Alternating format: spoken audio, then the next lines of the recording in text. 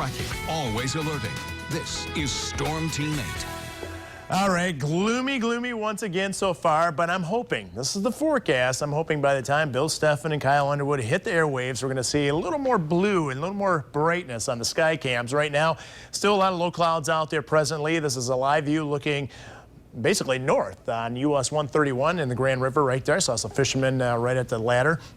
Now, right now, Storm Track Live radar essentially dry. The exception is there's a couple sprinkles heading towards the Portland area, right through here just east of Ionia, moving quickly away from West Michigan. A more prominent rain, and even that's fairly light, is down well to our south, Vicksburg area. You can see cold water right here, so the Sherwood, Colon area getting wet right now, right along US 12 and M86. But again, this is all fairly light rain, and that's going to move out fairly quickly.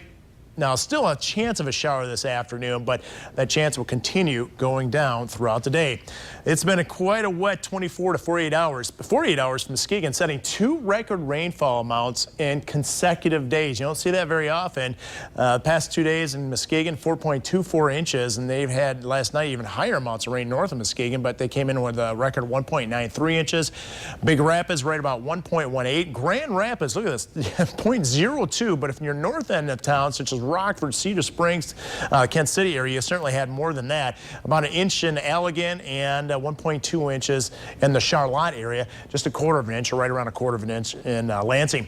Cold front, that's what's going to sweep much of this moisture out. The rain and the clouds, but boy, is it slow moving. It's going to take a long time before we see any clearing into the Grand Rapids area and to the west. I don't think it's going to move into areas such as Charlotte, Lansing, and towards Jackson and Coldwater. You'll have to wait until tomorrow before you see some sunshine.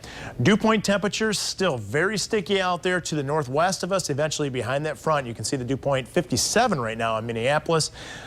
I still think tomorrow's going to be humid, but this weekend, that's when we get a break from the humidity. 77 currently in Grand Rapids. Temperatures have hardly budged from this morning. I think our low is about 73, 74 degrees, but eventually we'll top out right around 80 degrees.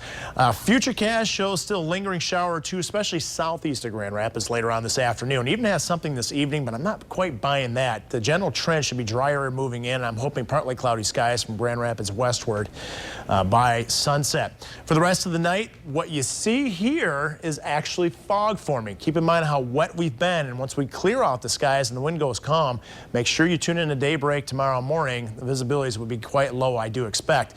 Futurecast shows clearing out for much of the day on Friday before clouds. I think clouds are increased later in the day with the chance of showers off to our west moving in tomorrow evening. Where's the severe risk? Well, it's off to our west for Friday and Friday night, but still it's a pretty dynamic system, so I think the chance of rain is pretty good.